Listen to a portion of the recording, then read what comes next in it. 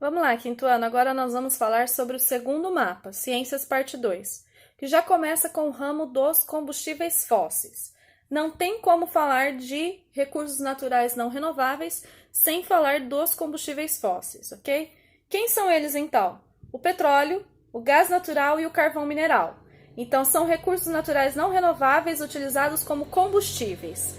Por que eles são chamados de combustíveis fósseis? Por causa da formação deles, tá? Eles foram combustíveis formados a partir de restos de organismos vivos que viveram há milhões de anos, tá? Lá da época dos dinossauros. Porém, não é só de dinossauro, tá, gente? São todos os organismos vivos que viveram naquela época ou que viveram até antes daquela época que já estavam em decomposição, tá certo? Então, no processo de decomposição deles ali, do soterramento, e foram acontecendo várias transformações, eles sofreram várias transformações, com elevação de temperatura, alterar a pressão do solo, tá? Então, isso tudo, todo o soterramento que eles passaram, e essa camada aí de solo, foi gerando aí uma decomposição, e os resíduos dessa decomposição acabou se tornando aí os combustíveis fósseis que nós usamos hoje. Por isso que se fala tanto que se o combustível fóssil acabar, vai demorar aí milhões de anos para se refazer, tá bom? Solo. Falar sobre o solo que eu falei um pouquinho no outro vídeo também, tá? Então, o solo ele é formado por degradação de rochas presentes na crosta terrestre. Por isso, ele é um recurso natural não renovável, certo? Porque é um processo demorado. Essa decomposição não é de um dia de outro, não é de um dia para o outro. Não é um ventinho que bate numa pedra, solta uma areinha, pronto, já formou o solo. Não, o solo que a gente usa, que a gente precisa, rico em nutrientes, em sais minerais, ele demora milhões de anos para ser feito aí por causa do processo de decomposição de rochas, tá bom? É um processo aí igual ao dos minérios. Então, assim como os minérios podem acabar se forem extraídos em excesso, o solo também, porque os dois estão presentes em rochas, ok? Vamos agora falar um pouquinho sobre poluição da água. É o raminho amarelo aí do Ciências Parte 2, tá? Bom, quais são... existem vários fatores aí que contribuem para a poluição da água, tá? O primeiro que eu coloquei é sobre a agricultura. Como que a agricultura pode poluir a água? Ela pode contaminar rios, lagos e lençóis freáticos, tá? Por quê? A agricultura ela é praticada geralmente em locais próximos de rios e lagos e as raízes do solo pode acabar levando, né, para os lençóis freáticos. O que é que pode poluir a água? Como que a agricultura polui a água? Por causa do uso dos agrotóxicos e dos fertilizantes químicos, tá? Então, imagine que eu tenho uma horta e eu uso ali um agrotóxico para não dar praga na horta. Aí eu vou e rego a minha horta, tá certo? Então, tá cheio de componente químico ali em cima da minha verdura, né? Joguei água, aquela água, todo o componente químico da verdura vai para o solo e essa água que já está contaminada com produto químico vai penetrar o solo e vai se juntar com outros dias que eu reguei aí e vai acabar atingindo o lençol freático, tá bom? Vale lembrar que nossa cidade é abastecida por um lençol freático. Então, olha o quanto é sério a poluição da água de um lençol freático, tá certo? Bom, outro motivo de poluição da água é o esgoto doméstico, tá? Então, o esgoto doméstico sem tratamento, sem passar por uma estação de tratamento, né, ele acaba contaminando a água. Com o quê? Com os resíduos de detergente, sabão, que são usados aí para lavar louça, e também a matéria orgânica presente nas nossas necessidades, na urina e nas fezes, tá? Então, esse esgoto, ele passa, né, esse esgoto da nossa casa desemboca em algum rio, e se não tem um coletor de esgoto que leva para uma estação de tratamento, essa água fica poluída e acaba desaguando em algum rio, que vai dar num oceano e aí já viu todo o estrago que vai causar, né? Que eu ia falar mais uma coisa. Então, todas as nossas necessidades também, né? Tomar banho, a água, né? De sabão, de shampoo, de condicionador. Na hora de escovar os dentes, pasta de dente, enxaguante bucal que a gente passa, né? Para fazer nossa higiene bucal. Tudo isso está indo para o esgoto, tá? Então, polui a água. Bom, mineração. Mineração é um processo extremamente poluente para a água. Por quê? Por causa dos produtos tóxicos que são usados, tá? Para a exploração. E aí esse produto se mistura com a água, né? E acaba poluindo ela. Processos industriais, né? Produtos químicos que são lançados no rio também sem nenhum tratamento, sem nenhum cuidado. E vale lembrar que a água é um recurso essencial. Nós temos água em grande quantidade no nosso planeta, porém água salgada, ok? Então a água em maior quantidade no nosso planeta é água salgada. Depois vem a água doce dos rios e, em último, a água potável que está em escassez, tá? É um recurso aí que já está ficando raro de se encontrar. Alguns países, inclusive, já nem tem mais. Então, vamos dar valor à água potável. Quando às vezes vocês falam para mim, prof, posso ir no banheiro jogar minha água fora? Eu falo para vocês, não, completa a garrafinha, reutiliza essa água, mas não joga fora, gente, porque a água potável a gente não pode desperdiçar de jeito nenhum, tá bom? Vamos falar agora sobre a poluição do ar, raminho verde aí.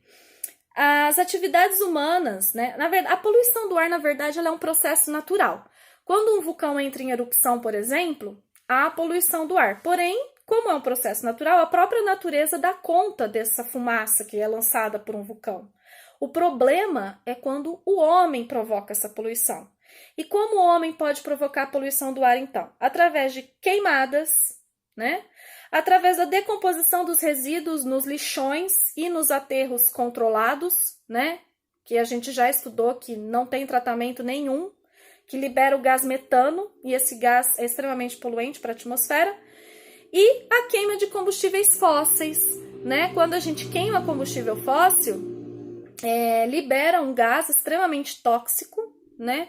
A fumaça de ônibus, caminhão, por exemplo, né? A queima aí é toda a queima do combustível, porque eles são movidos à base do diesel, que é derivado do petróleo, tá? Então, essa queima de combustível fóssil aí gera gases tóxicos, gás carbônico em grande quantidade para a nossa atmosfera, tá bom?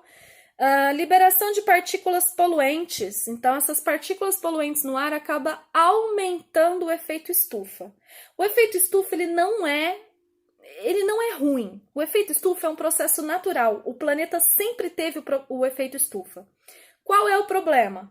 O problema é que,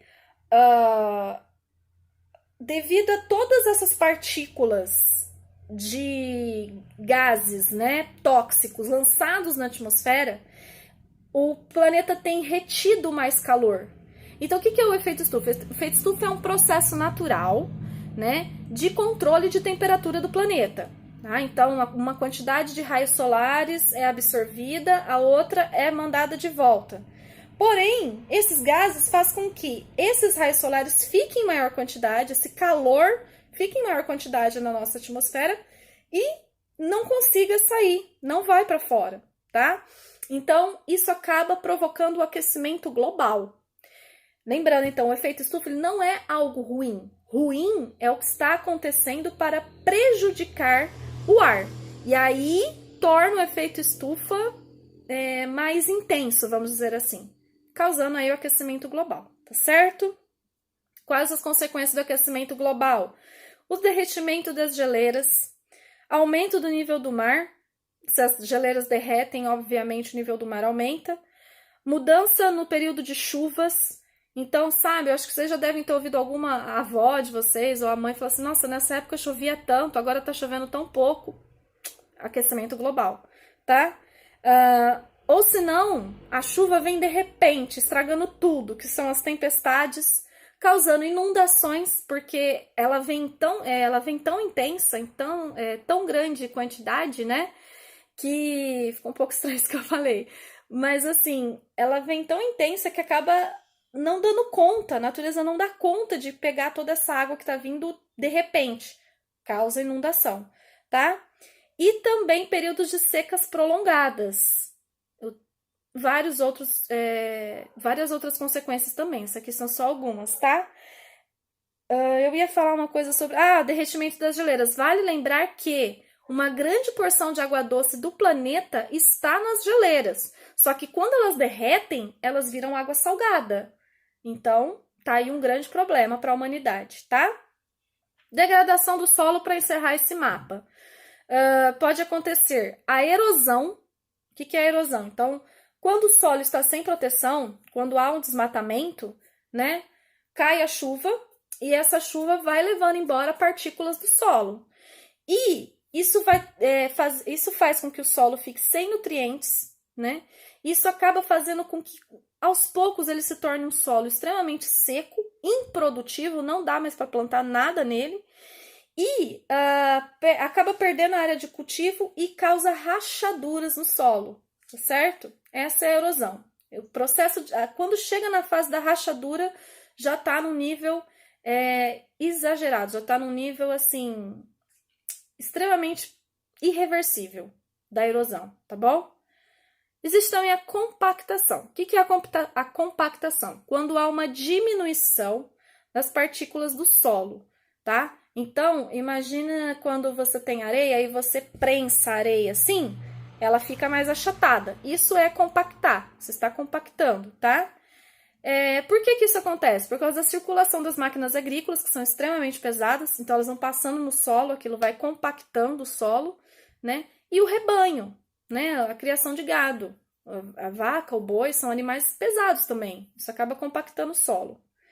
Isso dificulta o desenvolvimento das raízes dos vegetais, das plantas e árvores, né? E atrapalha a infiltração da água. Então o solo vai acabar se tornando seco também. E para finalizar aí, a contaminação química, tá? Acaba causando a degradação do solo. O que é a contaminação química? Ela é causada pelo uso excessivo de agrotóxicos, que a gente já falou um pouquinho ali quando a gente falou da água, tá? O contato com o chorume nos lixões e no aterro não controlado. Descarte de dispositivos eletrônicos, celulares, pilhas, baterias, né? Vazamento de produtos químicos que entra lá na fase das indústrias, que não tem o tratamento, não despeja no local correto, ou às vezes ele até faz da forma correta, mas acaba causando um acidente aí e vaza sem ele perceber.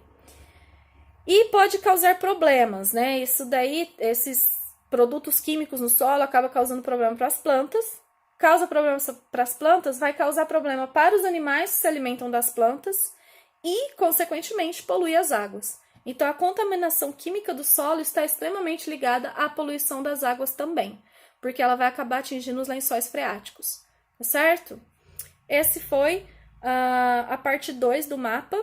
Daqui a pouco eu volto com a parte 3, ok? Muita coisa, né?